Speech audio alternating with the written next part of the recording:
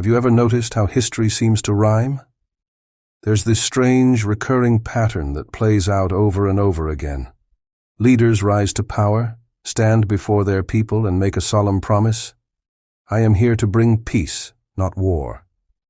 It's a powerful message, one that everyone wants to believe, but more often than not, those very words become the prelude to conflict. It's a paradox that has shaped empires and defined eras.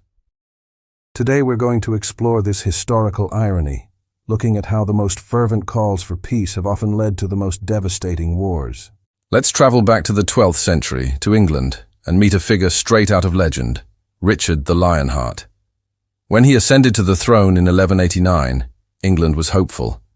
Richard spoke of bringing unity and stability to the realm. The people craved a strong king who would secure the kingdom and let them live in peace.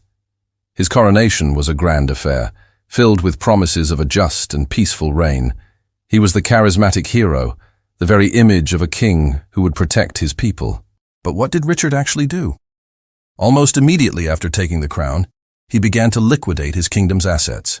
He sold off lands, titles, and offices, all to fund one single overarching ambition, the Third Crusade.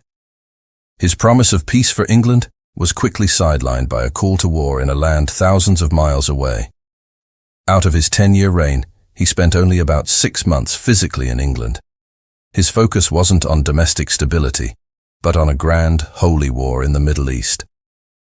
While his exploits in the Holy Land cemented his legendary status as a great warrior king, the reality back home was grim.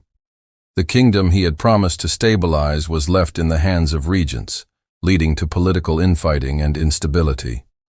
The immense cost of his crusading adventures drained the royal treasury, leading to heavy taxes on his people. The peace he promised was sacrificed for a war abroad.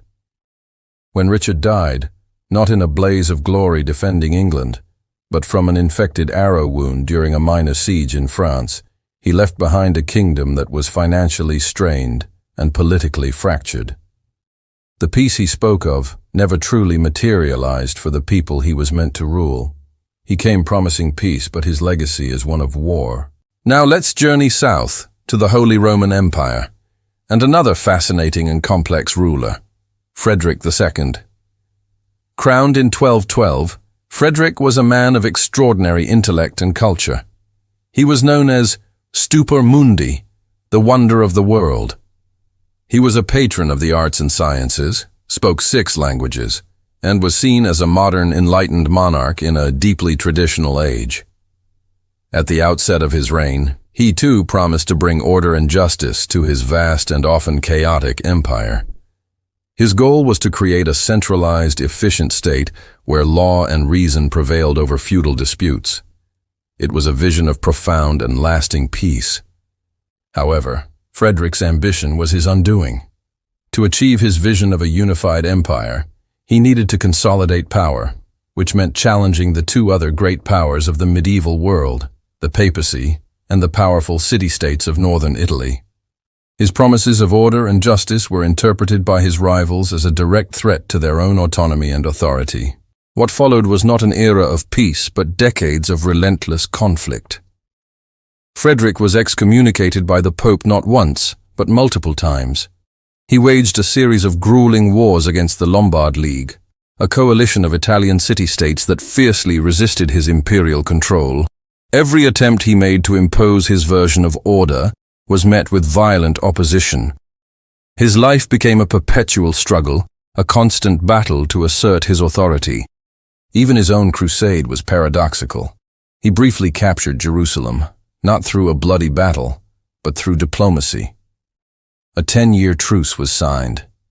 On the surface, it seemed like a victory for peace, but it was a peace that satisfied no one. The Pope was furious that an excommunicated emperor had negotiated with Muslims, and many crusaders felt cheated out of a holy war.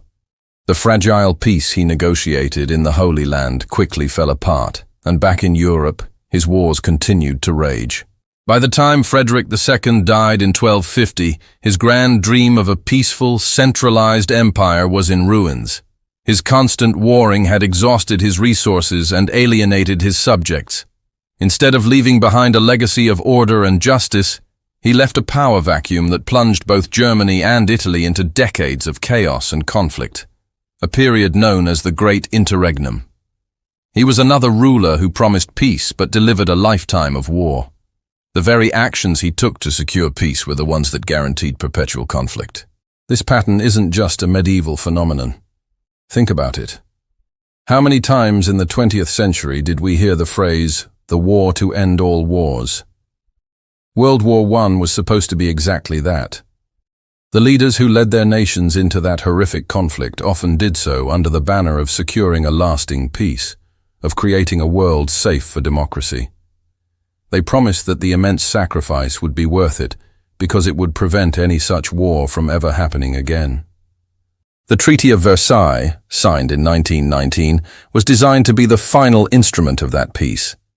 It was meant to resolve the issues that had led to the war and establish a new international order through the League of Nations. Peace was the stated goal. But the treaty's harsh terms on Germany, the war guilt clause, and the crippling reparations sowed seeds of resentment and economic hardship. Instead of creating a lasting peace, it created the perfect breeding ground for extremism.